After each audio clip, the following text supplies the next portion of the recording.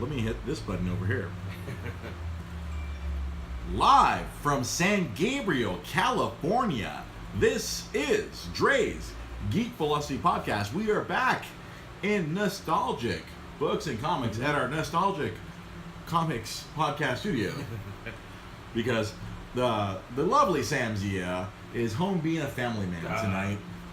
He has to take care of the kids, so he cannot sneak us into the secret podcast studio tonight. He let me know a little while ago. I was like, oh, as I scrambled to get everything reorganized for this. And actually today, we actually have it all working. We have Facebook working. I have my old iPhone here. I have my current iPhone on the left, streaming Twitch. I have resolved the Twitch problem by using another iPhone. Yeah. It works. It works. Fascinating piece of technology, these folks.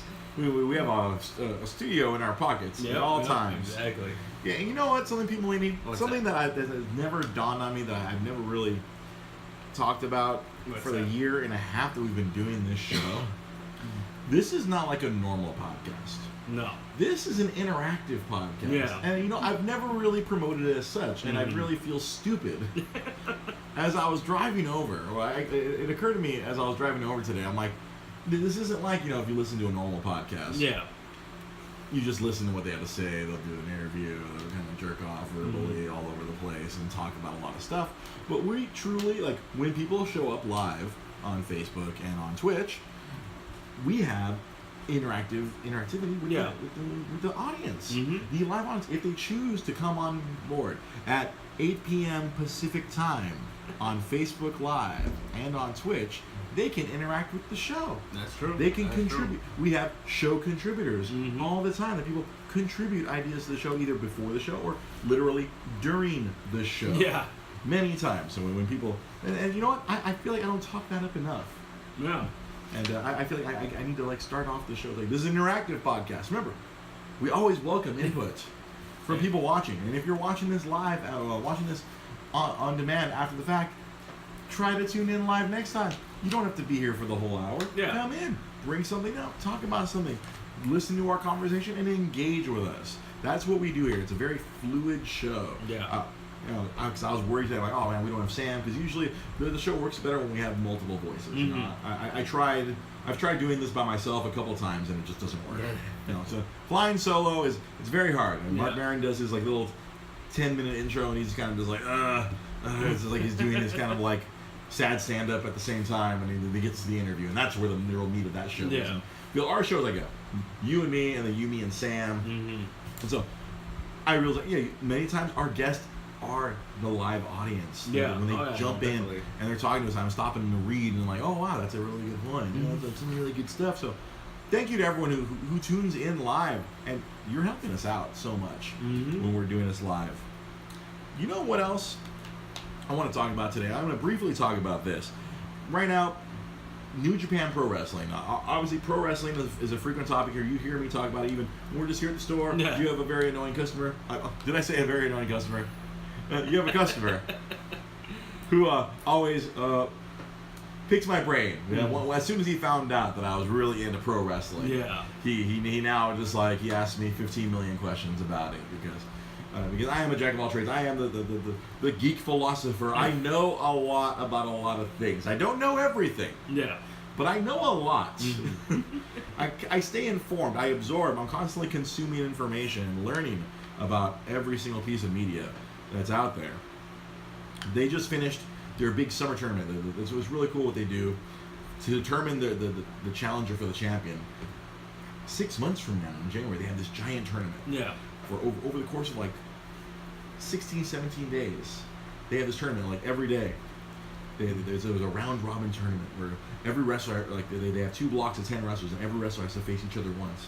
And whoever scores the best, if you win, you get 2 points. If you lose, you get nothing. If you draw, you get a point. And then the 2 wrestlers who finish at the top of each of their groups, they face on the final. And then whoever wins that final wins the G1 trophy. And then they also get a contract that says they get to fight the champion at Wrestle Kingdom on January 4th. It's like it's such a holiday over there for them that they literally have this show on January 4th. It doesn't matter if it's a Sunday or a Monday, or it doesn't matter what day of the week it is. Yeah. They fill up the Tokyo Dome, their biggest stadium in all of Japan. Mm-hmm. They fill it up with people to watch pro wrestling. So that was just a tournament this past weekend. It's a really awesome tournament. They really crank out a lot of good matches because a lot of times when you watch some of these other shows, like they wrestle for half an hour, 40 minutes. Like, oh, it's a really long slog. A lot of these matches, they're really tight because it's a tournament. Yeah. Boom, 15, 20 minutes. I think there might be even be like 15-minute time limit. They're just going, and it's just like it's like the Dragon Ball Z abridged There you go. of New Japan Pro Wrestling. Mm-hmm. You get all the highlights, like boom, boom, boom, boom, boom. To quote Eli Roth, it's nothing but money shots. Nice. Nothing but money shots, just decapitations and everything in relation to horror movies for Eli Roth. Yeah. So this tournament has just concluded. They crowned a G1 champion, Hiroshi Tanahashi. If you didn't know, sorry, spoilers. But they crowned a champion, so now he will challenge the champion Kenny Omega if he's still. And that's the thing about this. Yeah. He has his contract, but he has to defend it. It's like a title. He will have to. Anyone who beat him during the tournament has a claim to say, "Hey, I get to face you for the chance to win that contract from you." And also on the flip side, the champion has to defend his title a few times between now and then. There's a couple of big shows between the big show in October and a big show in December where they have to. The champion usually has to defend at least 2 times. Yeah. There's a couple of roadblocks on the road to the Wrestle Kingdom. Whatever, I think it's 13 or 14 this year. But on the way there, New Japan Pro Wrestling is coming back to America. Yeah. They're coming back to the Long Beach Pyramid, which our friend of the show, Joshua Jackson, he was a guest here during probably our most popular podcast version episode of the Dragon Ball Fighter Z Abridged. That's our most popular episode on SoundCloud, which reminds me, I have to write down something for later in the show. Because we have a new segment every week. Oh, yeah. What Dre learned. Mm-hmm. And there's something from SoundCloud that I learned this past weekend, which we're going to share at the end of the show. That's a little teaser there for you. That's what they call in the radio business a tease. Oh, Joanna Morales on Facebook Live asked, have you guys seen the short documentary on Crunchyroll app called He Was Anime? No, I have not. That sounds fascinating. That sounds like something I need to look up at some future point. Yeah. I love documentaries, especially the ones that make me feel sad. Oh. Those are the ones. I think most of them, that's their job. That's their job. I think one of my favorites was Jiro Dreams of Sushi. Like the most famous sushi chef in all of Japan, and like he's so good. And it's very regimented, but like he's like sacrificed like his family life and everything. Oh, and Mike Lee on the topic of professional wrestling. Mike Lee on Facebook Live lets us know. A pro wrestler passed away today. Jim the Anvil Neidhart, tag team partner of Bret the Hitman Hart, the Hart Foundation at the peak of their popularity during the 90s. Yeah. Jim the Anvil Neidhart, unfortunately, he passed away today. He very I don't mean to make light, but it was very much like that episode of Rick and Morty where the giant just slips and falls. Apparently, it was something similar to that, where it's so. Life is fragile, folks. Yeah. You can just slip and fall, hit your head, true, man. That's true. And it's over. It's terrifying. It kind of bums me out because a lot of my friends on Facebook who are big wrestling fans are just like, we just keep seeing all these wrestlers passing away from that era. It wasn't that long ago. The 90s. It's only 20 years ago, 25 years ago, depending on what part of the 90s you want us to start talking about. Yeah. But all these wrestlers from that era are passing away by either, abusing their bodies or just random happenstance. Ooh, all right, and Joanna Morales here on Facebook gives us a little more information about that. He was anime. It's about a Green Bay Packers football player who says he's an anime fan first, football player second. It's very cool, very endearing. Now I'm even more interested because it's merging different worlds. The collision of worlds between sports and anime. Because I think, like we frequently have said many times on the show, the worlds that are kind of blending together. Like a lot of people who were like fans of anime as kids, they're becoming adults now, and some of them are famous people. Ronda Rousey, a big Dragon Ball fan. Yes, Ronda Rousey's a big Dragon Ball fan. It's been said that what's her face? Kim Kardashian apparently loves like Sailor Moon. Oh, really? Yeah, it's like it's all these different people who are famous now. They were kids like us. That's where true. we watched like. I feel like in the late '90s, early 2000s, anime became a lot more accepted among young people. I mean, I'm sure it helped with a Cartoon Network with the Toonami. A lot of people probably tuned in through Toonami and discovered a lot of stuff you probably wouldn't have. Exactly, because before it was anime was very you had to have a friend who was a crazy person.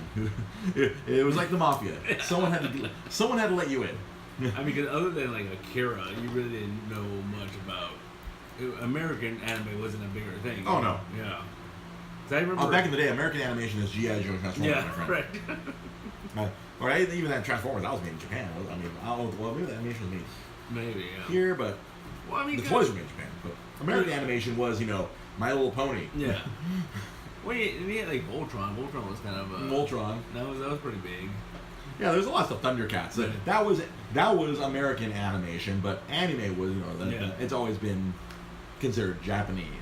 Japanese animation. It was very like unless you like me, my person who got me into it was my best friend in middle school, Taro Takioka, who showed me Dragon Ball Z. But I think I've said it maybe 4 or 5 times. I got to watch that shit live. Yeah. Like, well, not necessarily live, but like he would have a relative who would tape it when they showed it in Japan, pre-internet, before the whole internet thing, and they would like tape a month's worth of episodes, and he'd mail it to me in America, and then we'd sit and watch it in Japanese. I watched Cell Saga when I was in 6th grade. Nice. Like when it was happening, I was like, but the whole time I was bothering poor Taro, like, what is happening? Translate! I don't understand, because it was all Japanese. Yeah. There's no subs or dubs. We didn't get subs or dubs until like '99 on that stuff. Yeah. I remember foolishly buying all those Funimation VHS tapes. Yeah. Like a fool. But now it's like it gets subbed. No, it gets subbed within like an hour after it airs. When it airs, it gets subbed, throw it on the internet, and everyone enjoys it. Yeah. So that's pretty cool. Anime has become really big. It's a lot of different media because there's so much media to consume. Yeah. Foreshadowing. Lots of media to consume. A media consumption that we've brought up several times over the last few weeks, but apparently I keep talking about the death spiral of MoviePass. Yeah. It is just circling the drain, and apparently today was one of the big movies where because as we spoke last week and the week before, they cut everyone down to 3 movies a month. Yeah. And then they had been it's been fluctuating. And then you can't get new movies. You can't get new movies. Yeah. It turned out apparently yet last night or this morning, anyone who tried to log in, you only had 2 options. You had Mission Impossible Fallout or Slender Man. That's it. Those are the only 2 options you had. And to compound that, it was only when theaters were not busy. Wow. So you only had a few show times. Like if you logged into your MoviePass app this morning, say, what can I watch today? Slender Man in NoHo at 2 p.m. Because it's not. That was like your only option. Because that movie's not doing well. Yeah, that movie's not doing well, and Mission Impossible is already 2 weeks old, so those were the only 2 movies available. Wow. Yeah, I knew, and I'm like, oh wow, it's over. Yeah. Well, I saw my roommate, he was a defender of MoviePass for a very long time. He canceled it today. Damn. I saw on a Facebook thread, he was like, they will not get another dime from me. Apparently, I don't know if there's some sort of discount for e-ticketing. You can still e-ticket through MoviePass, but that's like your only option. And there's only a handful of theaters. Like one of my other friends, she posted about she got an e-ticket and went the theater was packed with people trying to get in with their MoviePass e-tickets. Oh wow.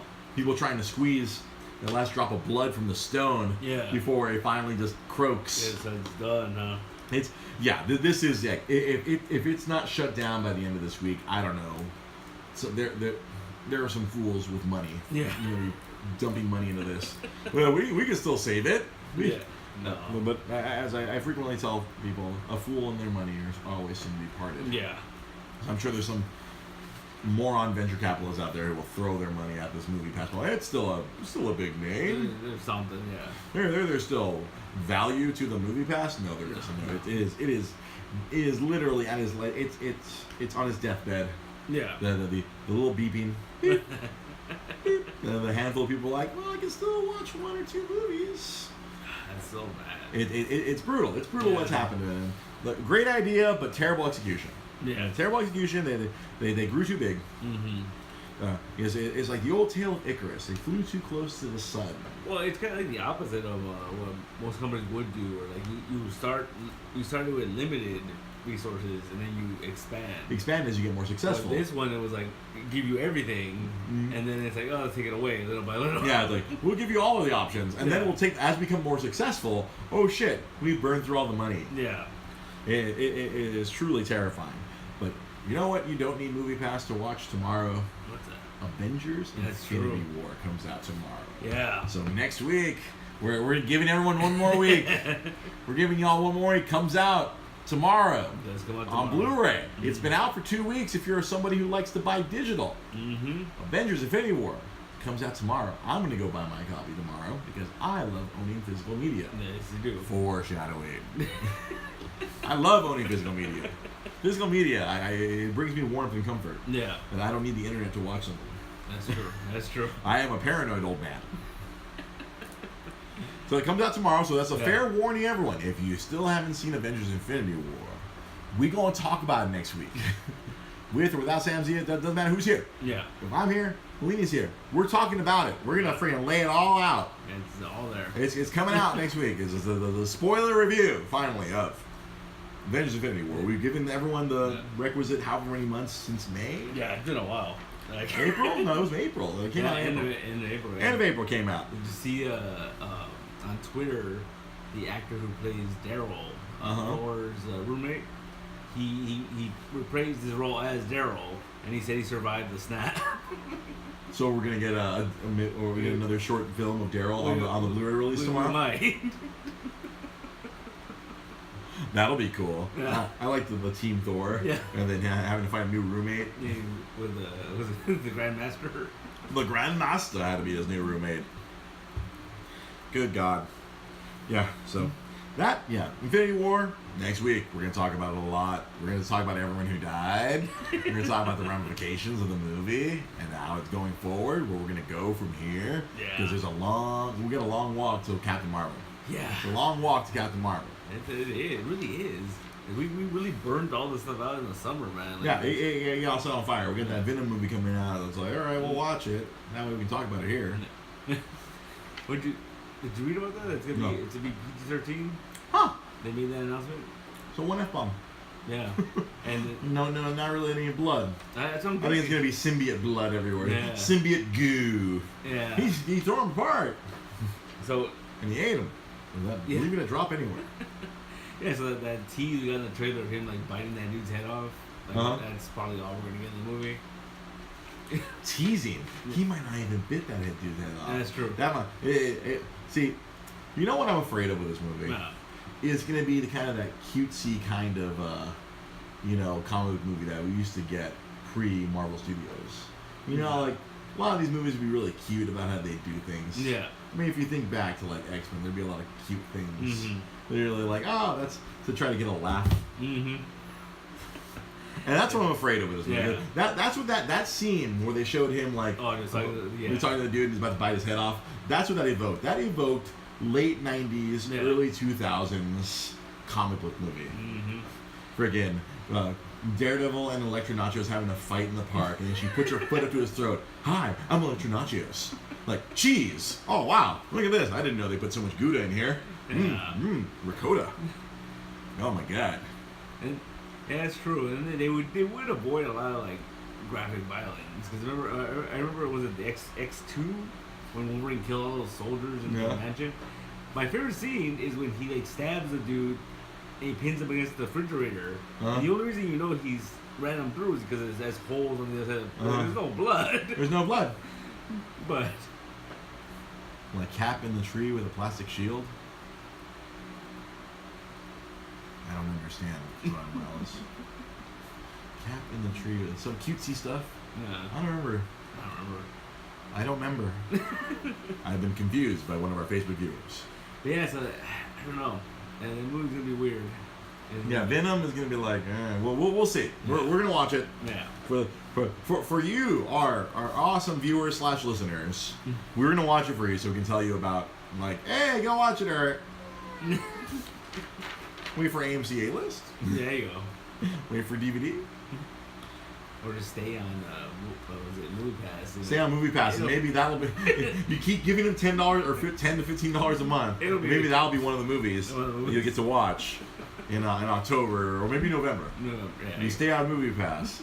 Like I'm gonna stay loyal to them. They were loyal to me. I got my value. No.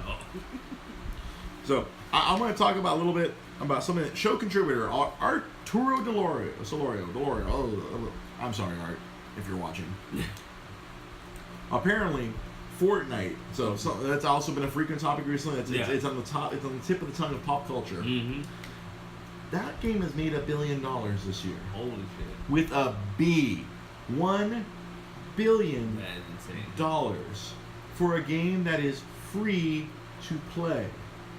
Wow. You can download the game for free, Mm-hmm. but then if you want to make your character look cool, you give them money. Mm-hmm.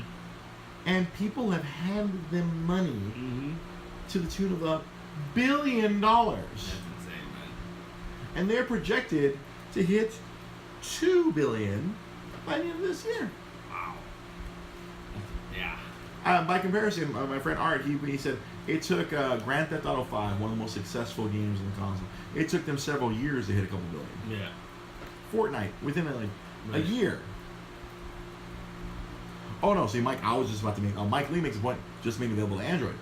It's not going through the Google Play Store. Oh really? They have subverted the Google Play Store, so they do not have to give money to Google. Wow. You go to the Epic Games website and download it directly from them. They're going to lose out on $50 million by doing this, but they just didn't want to go through Google Play. How are they losing out? Because whatever revenue is, I guess they're going to be missing out on people buying stuff through the Google Play Store. Oh, okay. And they would get the cut of the revenue of that. Yeah. It'd be easier. I'm sure it's more of a pain in the ass to buy stuff. Yeah. They have to go through another third party. Okay, I got you. Do someone else if you want to buy money, they probably have to go through someone else, and which they'll probably lose. They're losing money. I'm sure they probably have to give a bigger cut. To this third party. I wrote that down. It was in this article that Art sent me. They're willing to give up. Well, if you're making $1 billion, what's $50 million? Yeah, pretty much. And then there's all these other things they're doing.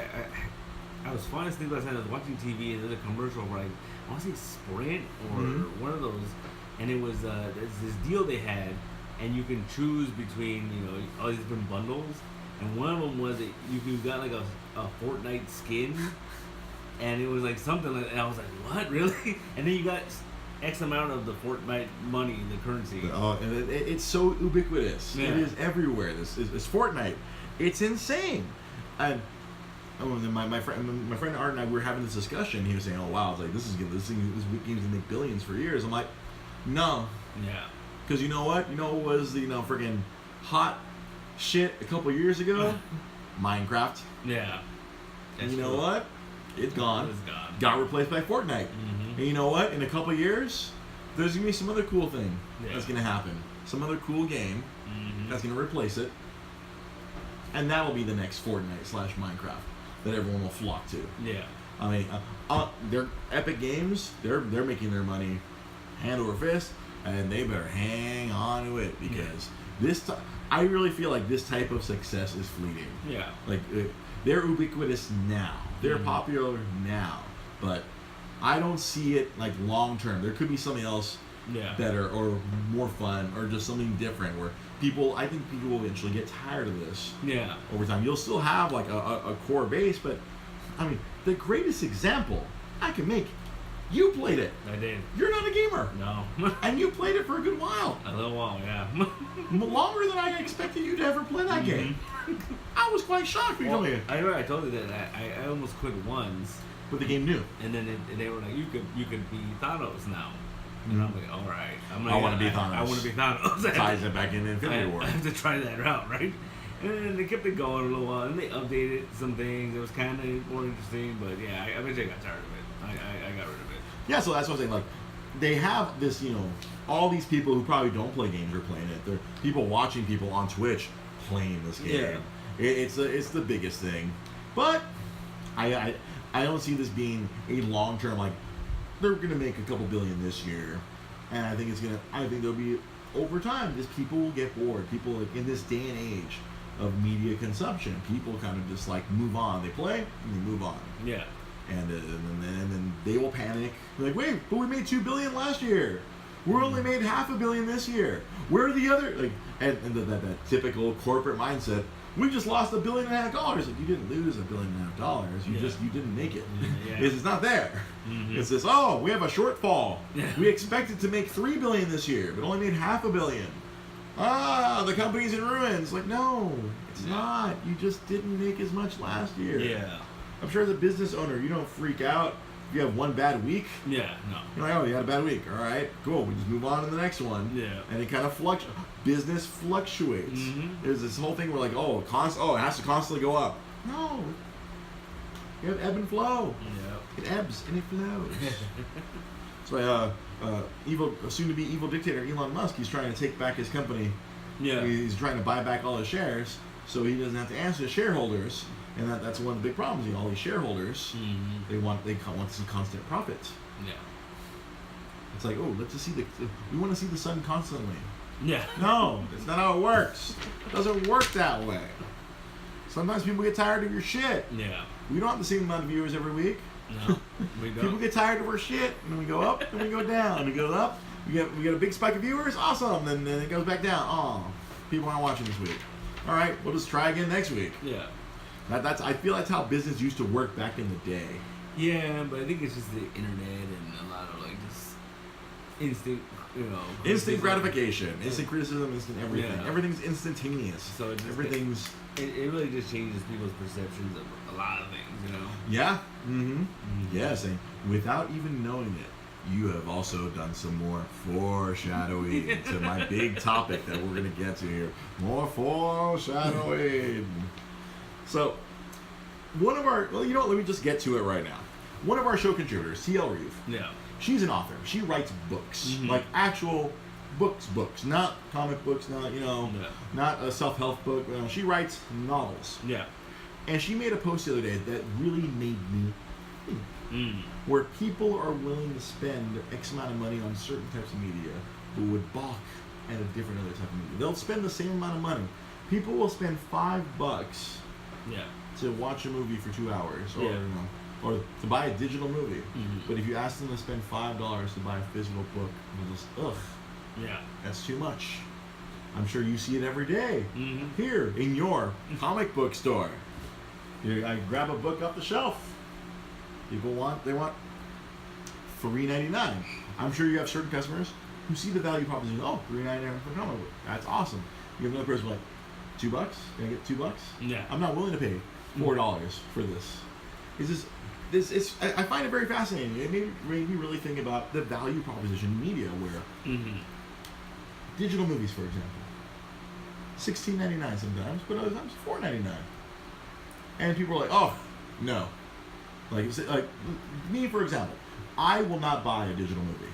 Yeah. Like, if you tell me, I could have had Infinity War 2 weeks ago for however much they're charging, $16, $17. But I will go to Best Buy tomorrow. I'll give them $20 for a disc. Yeah. Value proposition. It's like, what perception of value? It's very interesting to me how people will frequently be willing to spend. Back in the day, people were more than happy to spend $17 on an album of music.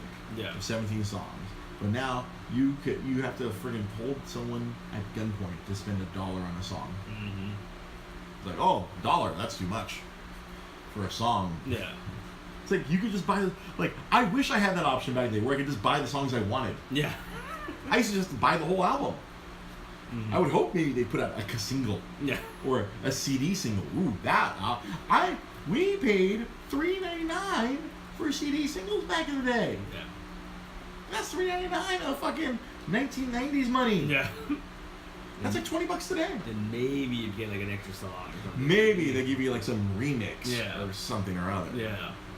And it's fascinating that, again, now with video games, there's all these free-to-play games. Fortnite. People will throw down hundreds of dollars for code. Yeah. For data. They can't take it with them. No. When the game is, no one plays it in 2 years, It's done. Yeah. It's done. Yeah. But yet you ask them, hey, can you buy this game for $20? Hell no. Yeah. I'm not paying $20 for a game. Fuck you. Yeah. No, yeah. It's very the way people perceive, like it's so crazy to me when I just that post that friend of the show TL Reeve made like a book, $5. Nah. Yeah. But I'll go spend $20 on a costume. Look how cool I look. Yeah, but it's true. It's this crazy the value of like what we perceive as valuable to us is very, and because of the internet, I think it's driven down everyone's what the value of something is, where people are still trying to pay for their stuff. But like an author is still trying to pay their mortgage, pay their rent, pay their bills. And so oh no, we'll put it on Kindle and like you'll get like 5 cents every time someone downloads it. I'm like, what? Yeah. Or not even 5 cents. I'm sure it's even less than that. But yeah, it is. It's just like how we get it now. It just changes the perception. Like honestly, like it was the other day. Actually, this morning, there was a movie I wanted to see, and I was checking on the streaming services that I subscribed to, and it wasn't on there. So I went looking, and then it was kind of like I got to a point where I was like, you know what, I'm just gonna wait because I know eventually, cause I could spend $10 and buy the Blu-ray, right? Or it's wait, because eventually it's gonna show up somewhere, you know? Exactly. You know. And that's the thing. It's how much are you willing to spend? Like, do you want that instant gratification? Yeah. Can you just go through Vudu, pay $10 and or like $8 and watch it digitally, or you can just buy the blue. You can go through whatever friggin' go to Walmart.com. Yeah. Get that really cheap ass thing. And it's crazy because what this also has done is kind of exposed how much they were ripping us off back in the day. Oh yeah. Well, there was always that. Remember when Napster was a thing, and then the justification of it was always like, oh, well, they pay a penny to make that CD, and they're charging us $20 or whatever. Like it wasn't really the case, but it wasn't really the case. But as I learned when I worked for Disney, a Blu-ray cost 60 cents to make. Yeah. Honestly, we're paying for that packaging. And the packaging is like $2. the case. Honestly, it's that printed out sleeve. That's the most expensive thing on a freaking Blu-ray or a DVD or even physically. Like, I'm sure, and even video games as well. The most expensive thing is that colorful sleeve. That's why something that I've dearly missed from video games is the instruction booklet. Yeah, it's gone now. It is non-existent. Now that games have, they're kind of, walkthroughs, tutorials, or what Nintendo has done, they now have digital strategy or digital instruction booklets inside the game. Like, you can just go into the game, and then there's what they would have printed back in 20 years ago, what they would have printed. No, now it's in the game. You just tap on the thing. It's just there digitally. Yeah. And that goes into the cost. Yeah. But as all the costs go down, like, our costs should go down, but no, cost continues to go up unless we catch them with their pants down, like where Walmart will have that Blu-ray that was $20, a year ago. Now it's in the $5 bin. Yeah. Or heaven forbid, you go in there on Black Friday, it's in the $1 bin. Yeah. No, that's true. It's just it all depends on the perception. It's all perception of value. And it's really crazy to me how it. Well, see, the thing that astounds me is just how it varies so wildly. Yeah. Where, see, again, let's make another example for you here in this business.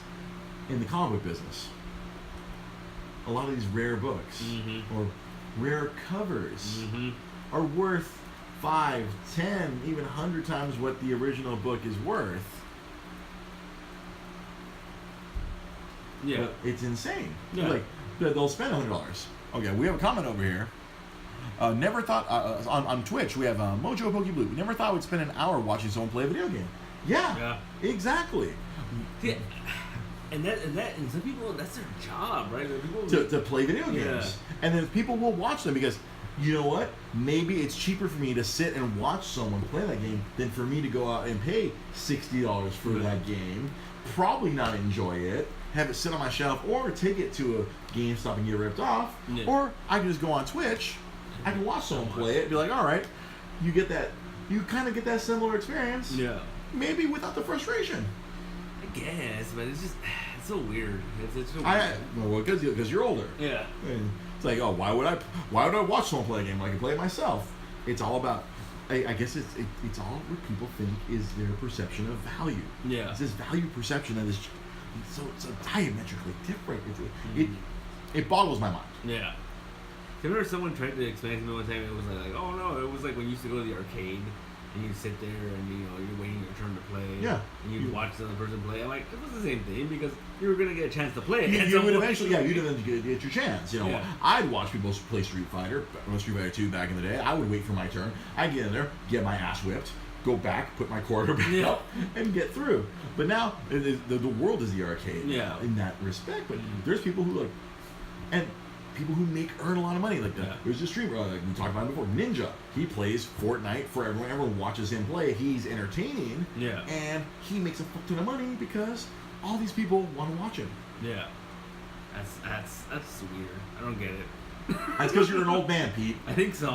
Honestly, you were what, 35? I'm 36. You're 36. You have the sensibilities of a 60-year-old man. Sometimes. You are an old dude, my friend. I'm getting there. Yeah. But I still understand a lot of this stuff. I still get it to a certain extent. Yeah. But it is, it's intense how things have changed so much. Like, I'm willing to go tomorrow to, like I said, I will pay whatever, $20, $25 to get Avengers Infinity War, where other people will wait for it. Well, I don't know. Will that still be on Netflix? It's going to be on Netflix. It's still part of the deal? They announced the other day that the first Marvel movies they're going to premiere on the Disney thing is going to be Captain Marvel. Captain Marvel and then Avengers 4. Avengers 4, yeah. See, all right. We have some comments over here on Twitch. The one Afro Ninja, our friend Lamar. Twitch ain't nothing but old arcades in the digital world. People are watching others play games. That's what we were just saying right now. And then Vocalist 5 says people like throwing money on the screen. That's true. Like the phrase I said earlier, a fool and their money are soon to be parted. Yeah. People like to just spend money, and that's, I think the thing that bothers me on Twitch is people who are just handing money to the viewer. They're just like throwing money at them. Yeah. We're at the arcade, you don't have to hand someone money to watch them play. Like, oh, if you like what they're doing, you're like, hey man, that was a really good combo, or oh, wow, like, oh. What I would like to do back when I was at the arcade was I would watch other people, like, let's say like the Simpsons game, or Teenage Mutant Ninja Turtles. I didn't have that much money, but some of these people would show up for $20 in quarters. Yeah, I'd watch them play, just so that I wouldn't have to pay. Yeah, I guess that was Twitch. Like the one Afro Ninja Lamar said, the arcade was Twitch back in the day. No, that makes sense. But now, the one Afro Ninja, he watched his cousin play all of Final Fantasy VII for weeks. What I did not see is e-gaming, making a living from gaming. Oh, see, Lamar, he thinks making a living from gaming is weird. Yeah, it is. Like, yeah, the fact that there's like this many people and there's advertisers who are like, here's money. Yeah. It's like, they made all those elementary school teachers from the 90s like liars. That's right, because you'll never make a video games will never be a living. They have been proven wrong. You'll never make money playing video games. No, oh how the tables have turned. It is insane. That boggles my mind. Yeah. And it's not just making a living, they make a lot of that money. guy Ninja. Yeah. That day he played with Drake, where we've talked about it a couple times. He made $100,000 that day. I will make $100,000 in the next 5 years from all my shitty side jobs. Yeah. Damn. If you do, I guess it's proven. If you do something that is entertaining, people will watch you. That is like, it's kind of, it's like another version of reality TV. Like Twitch, e-gaming. That's reality. You're watching someone play a game. Yeah. I guess. I mean, I don't understand reality TV either. So I mean, like. Again, you're a 60-year-old man, Mr. Peopleini. No, but I mean, like, I don't see the benefit of reality TV. Oh, there is no benefit. Okay. I'll see now. Lamar here brings another great point. E-gaming is gonna have to get to the sports level. Yeah, that's something that me and Sam Zia, we've continually talked about, like where we're trying to put together a sports show where we cover esports like the way football and basketball and baseball are covered. And right now it's a little tough because all these esports athletes, they're honestly a lot of them are jackasses. Oh yeah.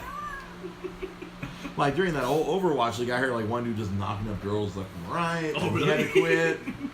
Hey man, there's groupies in that too, man. Girls, see, oh man, you play some really good Overwatch. Can you give me some dick? Wow. Now they made all the bullies from the '90s liars. Yep. The tea table has been upended. Right.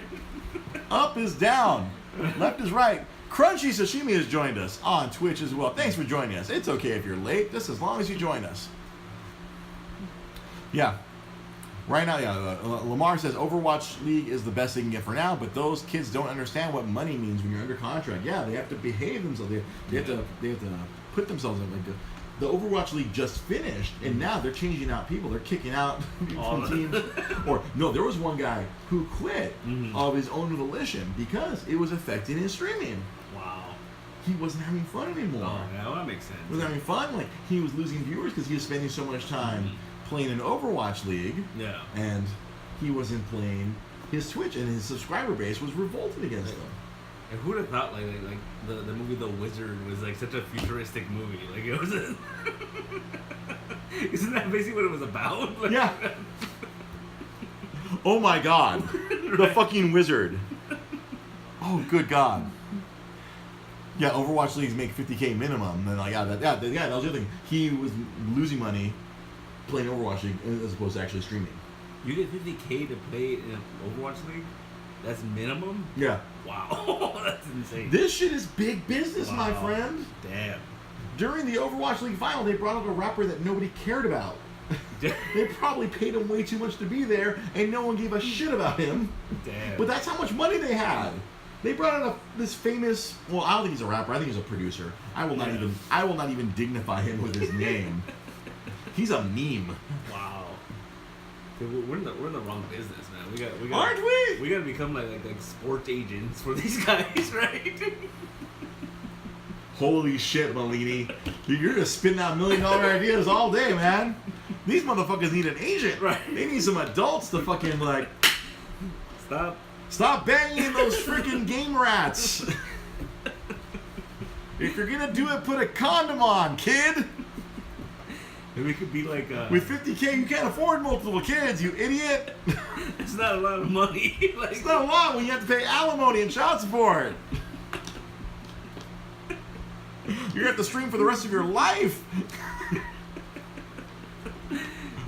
This game's not gonna last forever. Like, you know. Also, what do you call it? Yeah, Lamar makes a great point here. He never thought gaming would become something that's generational. I mean, it kind of already was with Pong and asteroids. Yeah. But it has advanced so far. Mm-hmm. I mean, obviously, never in my wildest dreams did I imagine the games we'd be playing today like something we'd have. I mean, I always thought we'd be just kind of stuck in the 2D side-scrolling era for like a very long time. We just look nicer and nicer, and then Mario 64 came out. I'm like, whoa, what the fuck? 3 dimensions. Yeah. Yeah, it's just yeah. Back in my day, we didn't have to have updates or patches. We simply had to not break the game. That is so true. All we had to do is pop the game in. Yeah. And we were like, don't touch your NES wrong or else it'll freeze. Yeah. Ah, damn it. Now we got to start over. Hit the reset. You gotta occasionally blow into the cartridge. Or the SNES, we didn't have to do any blowing at all. We didn't have to blow that system. Oh man, it's crazy. What really scares me is like if this is where we're at now, like 10, 15 years from now, are we gonna be in what was the name of that movie? Was it Battle Ball, or like we're gonna fight our wars through video games now? or it'll be like Ready Player One, where you just put the helmet on and we ignore the real world, just live in this digital one. I know you're not excited about that concept at all, right? No, no, I am not. Why not? I mean, you could be Martian Manhunter. No, I wouldn't be Martian Manhunter. I would be an asshole in his underwear with a fucking mask on his head. Yeah, but talking to some dude, pretending to be a chick. No, I have the T-shirts. I remember when catfishing was just people just texting each other. Yeah. Or typing each other on AIM. Catfishing bullshit. Yeah. I saw that movie when I was 19. I'll say, well, Lamar, he's on board of the VR future of gaming, and that is the future. If Sam Ziyu was here, he would be all about that. He's all about VR. His big thing was that he wanted our show to be VR. He wanted a VR camera, so if someone could watch the show, like they would be able to watch the show in VR. They could see me and you and Sam on the other side of the console. On Facebook Live, Joanna Morales makes it very... I would not be Martian Manhunter. I would be Nappa. I would be the world's worst Saiyan. I'm just Saiyan. And why didn't we do that? We could totally do that still. I mean, it's just a 3D camera, right? Yeah, it's just a 3D camera. I looked it up. Yeah. I looked it up. It's not that expensive. You can even post this stuff on Facebook. Yeah, and then people can just like spin around. Let's do it in here. They can just see all the comics. Hey, here's everything you can buy. Well, I'm just saying, we have a 100th episode coming up. The 100th episode is coming soon. I'm just saying. I gotta figure out what date that's gonna be. Lamar is making some awesome points. Thank you so much, Lamar. Thank you for being our co-host here today. VR gaming is going to be beyond what we call gaming right now. That I will agree with that 100%. VR is going to be separating this world it's going to be like freaking There's a thing, I forget what it's called, but over at the Glendale Galleria, it's like $30 and you could be a Ghostbuster. And you run around with a VR headset. God damn it. And I kind of want to do it. God damn it. I kind of want to do that too. You know, I'll be honest, I've only tried VR one time. I happened to go by a Best Buy when one of my Sony rep friends, she had the Sony PlayStation VR there. And she let me try this. It was like a first-person shooter. Yeah. And I put the thingamabob on my head, and I held it, and it was the gun. And it tripped me the fuck out. It'd be like, I'm like, oh shit. Like I could see oh my god, I got a little dizzy. Yeah. It was pretty awesome. I was shooting spiders. No. And good god, that felt real. Do you think like once that becomes like a normal thing and people start doing it, like it's gonna fuck you up mentally? Yes. Like you're gonna constantly like think you're in the game and shit like that. Oh dude, I foresee people having nightmares. Yeah. I'm like, if I had work nightmares when I worked at Disney, just sitting at a cubicle, I can only imagine if you just the constant exposure of your brain. Oh, we're gonna work our brain so much. Yeah. Those who need glasses will do best with Oculus. Yeah. Oculus is the best VR experience with frame rates. HTC is the best. See, obviously, Lamar, IT guy, he knows his shit. Yeah. VR. Ooh, VR. I'm an old man. Oh, see, this is where I become an old man. It was kind of scary. I mean, it was cool. That game I was playing, I'm like, this is what Destiny would be like. Destiny was in VR. Like, this is cool.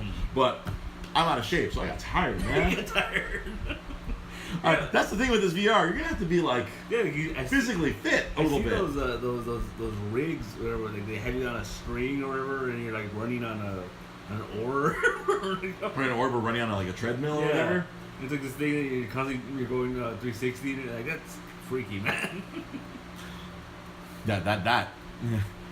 There's a movie with Bruce Willis about avatars in a gaming space. That is gonna be VR. Full body suits. I like in Ready Player One. The full body suits, and people start having VR sex. Hey, no more AIDS, no more STDs. Like to get all sorts of computer viruses. Oh man, my VR suit has VR AIDS. I have VR gonorrhea. My suit's genital area doesn't work anymore because I got infected when I had VR sex with that hussy. I didn't know it was a dude who was hacking my suit the whole time. Oh no. See, Mojo Pokeball. I thought Duck Hunt was pretty cool. Fuck yeah. You know, I thought Duck Hunt was like young Dre playing Duck Hunt. I was a fucking sniper at Duck Hunt. I stood the 6 feet away. I remember there was one time we were visiting my family in Mexico, and then my relatives, they had the NES. Yeah. And they had the Duck Hunt. Man, I made it to like round 60. Nice. Where like you couldn't miss. And I was like, I just, My body hurt so much.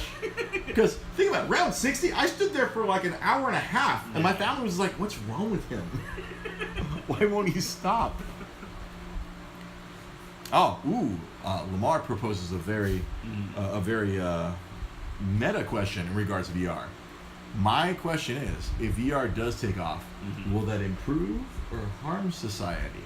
Say we do get Ready Player One. Yeah. Where people can make real money in the game and an entire economy exists and people live in there for most of the day. Is that a problem?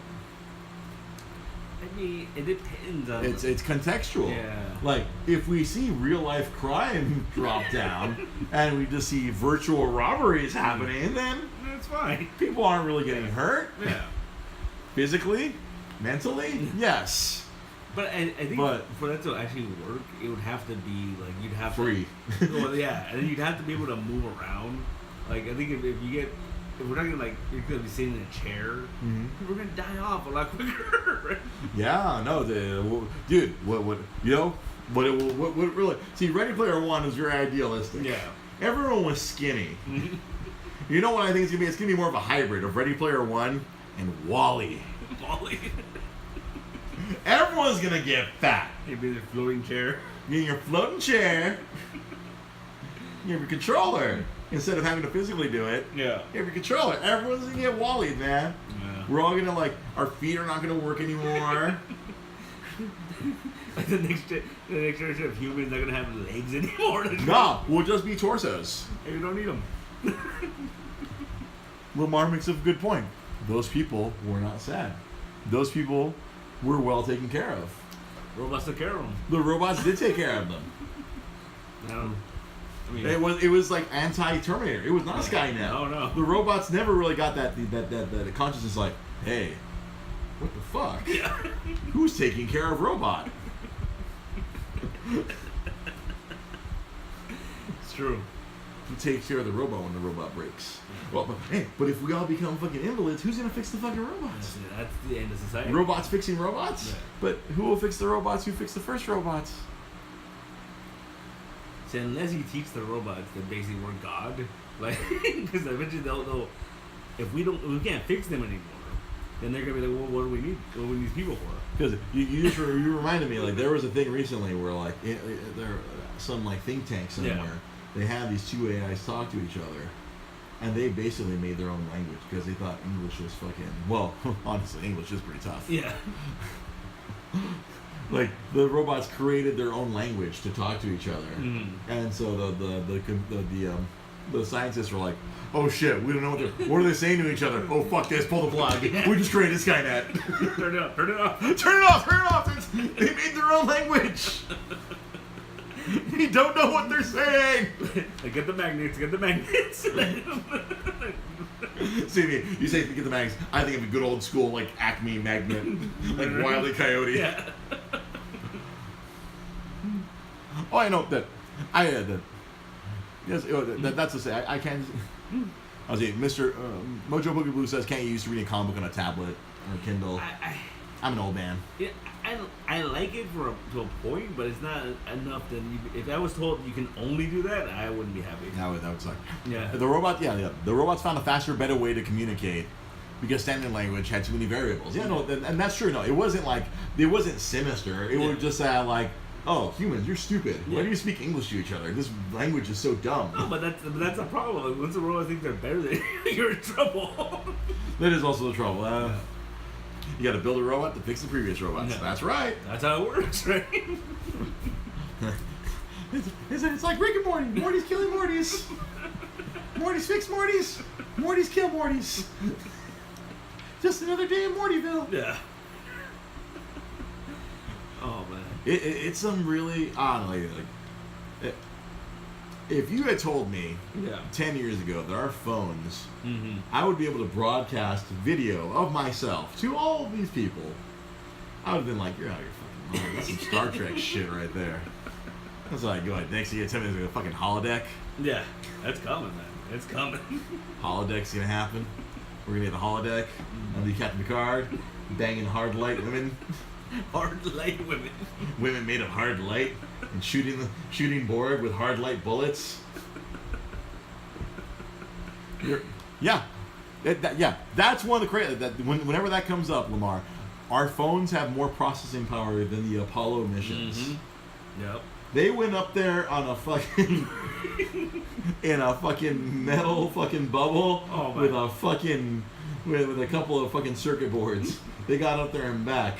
Dude, it's so crazy because like I watched documentaries about that, and when you really think about it, it was all math. It was all like, if we shoot them this way, it should be able to, math. It should be able to get there. In theory, as long as things are moving the same way, boom, all right. And if they fire the rockets at this side for this much, boom.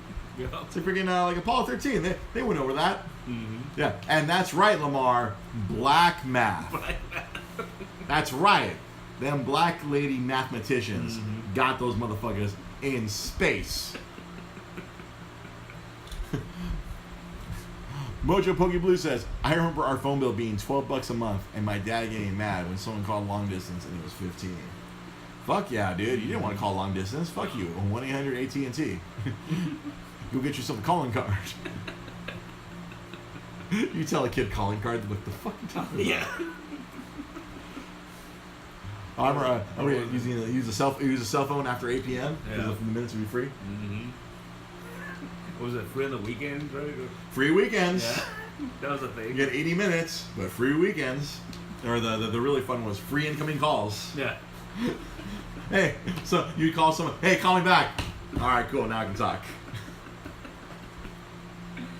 Yeah.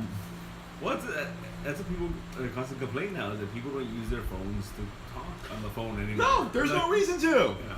There's no reason. It's so awkward to talk to someone on the phone. Yeah. The only person I can talk to on the phone and not be awkward is my best friend Jai. And also my lady Rosa. Those are the two exceptions right now. Yeah. Those are the two people I can talk to on the phone and not feel awkward. And it's one of those things you don't even realize you don't do anymore. Mm-hmm. Until like someone mentions it. Like I heard occasionally when I call Joanna, she'll be like, "What's wrong?" Right. That's her first reaction, you know. Right. Yeah. Okay, we have a question from the One Afro Ninja on Twitch. You get to go back in time, max of 20 years, and change one thing about nerddom that has happened. What would you change? Fuck. 20 years? Maximum 20 years? Max 20 years. So that's like 98. 1998. Oh, fuck. I wouldn't be able to fix the thing I wanted to fix. What do I fix? Like, my knee gut reaction is if I can go back 23 years, find the president of Nintendo, be like, don't let Sony make the PlayStation! Make it yourselves! That's just gut comedy answer. That's my gut comedy answer. If I could fix something, fuck. Oh, the internet couldn't be anonymous. Yeah, that would change a lot. The internet could not be anonymous. You could, like, your screen name, you wouldn't be able to make a screen name. It would have to be your actual name and where you live. And where you live and your phone number. Yeah, and people would be able to find you and kick your ass. Oh, see. You know what? I like your suggestion better, Lamar. Lamar would stop The Matrix Reloaded. Just leave it at The Matrix and that's it. That's it. I mean, you'd have constantly people asking, where's the next Matrix movie? You know what? Let them. Let them. Let them. It's better that they don't know. That's true. It's better to ask and not know than to have what we have now, yeah. Matrix Reloaded and the Matrix Revolutions. Wachowskis, you had one good idea. Yeah. You know what? When you think back, they had one good idea. I mean, V for Vendetta was fun, but that wasn't their idea. No. They kind of like played around with that book. It was very different from the actual books. When I went back and bought V for Vendetta, I'm like, whoa, this was totally different. Yeah. And it wasn't like there was that controversy. The Matrix was just a knockoff of Invisibles. Mm-hmm. Yeah. That they had ripped off a lot of those ideas. Oh shit! See, Lamar. I just thought the one nerdy thing I would want to go back and change. I would not let Marvel sell off all their fucking movies. Yeah. I would not let Marvel. But that's way too. That's like mid '90s. Yeah. That's like early '90s. Hey, it wasn't like 94, 95 when they were already talking that Spider-Man movie at Sony or something. Yeah, they had already sold the rights off. Yeah. Whenever their first bankruptcy was. Yeah. Whenever the first bankruptcy was, that was like they had sold off everything. Mm-hmm. Everything went off. Like, okay, sell it all. We need money now. If I could stop that, I would. That way they can just have it all and it's be one big monopoly. And maybe they wouldn't be owned by Disney. Yeah. And we wouldn't have a monopoly going on right now. That's true. Oh, Disney would have bought them. It still would have been successful. Yeah. Maybe they would have been strong enough to not be bought by Disney. They would have been successful on their own. Because that last purchase, they were still kind of bankrupt again. Yeah, I guess, but I mean, like... They were morally bankrupt. Yeah. But when it comes down to it, I mean, like Star Wars was still making a bunch of money. And... Well, that was just as Lucas was like, I'm tired of this. Ooh, another question. I love this. Thank you so much, Lamar. You get to Frozen and Unthought 1,000 years from now. The new humans wish to understand how people for your time played games, but they only have the power to recreate one game. What is the one game you would show them and to represent all the game in our lifetime? Hard mode, not Mario. Oh, yeah. Fuck.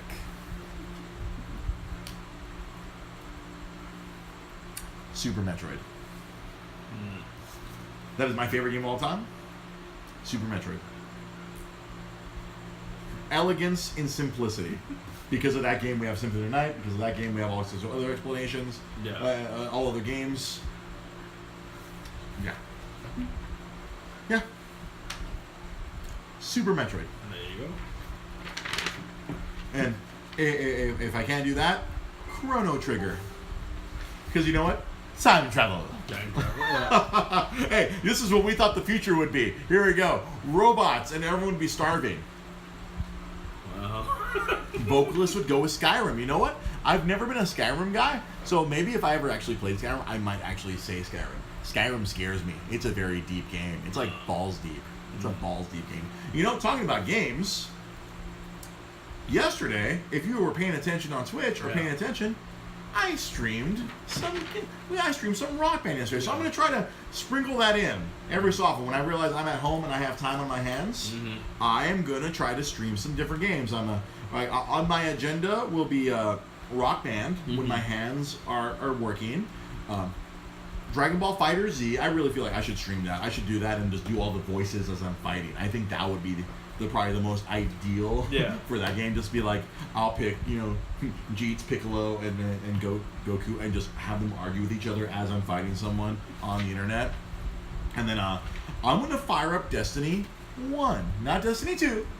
Destiny 1. Ooh, all right. Another question. Let's go into overtime.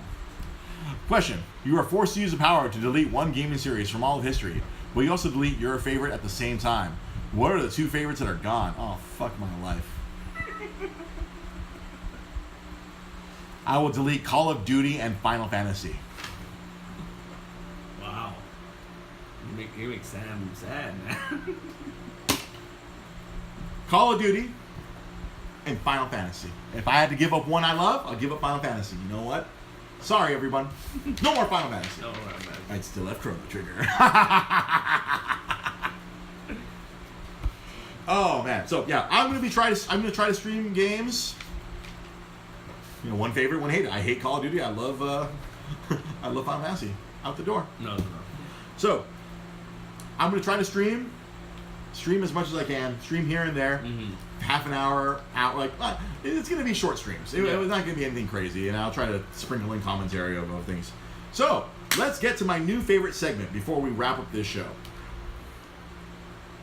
What I learned this week. What did Dre learn? I learned a couple of things this week.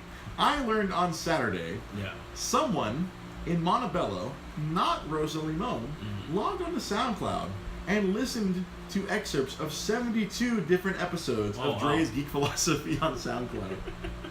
Because I obsessively check the SoundCloud Pulse app to know what our listenership is online. And I saw, and Sunday morning I woke up and then I checked and I saw 72 on Saturday, and then it gives me very detailed information. So it told me it was Montebello. And then it was between 3 a.m. and 4 a.m.